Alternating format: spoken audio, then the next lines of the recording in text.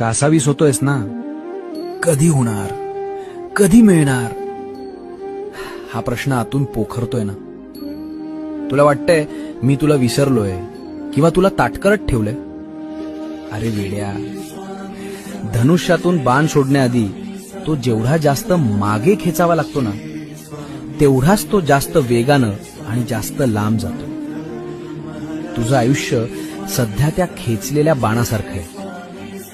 तुला जो हा त्रास होतोय तो तुला मागे खेचण्यासाठी नाही, तर तुला सर्वात मोठी झेप घेण्यासाठी तयार करतोय. सोडू नकोस तो संयम. आता फक्त काही क्षणांचा खेळ उरलाय. ज्या क्षणी मी ही दोरी सोडेन ना, त्या क्षणी तू थेट यशाच्या शिखरावर असशील. लोक बघतच राहतील की हा इतका लांब पोहोचला कसा. तयार राहा.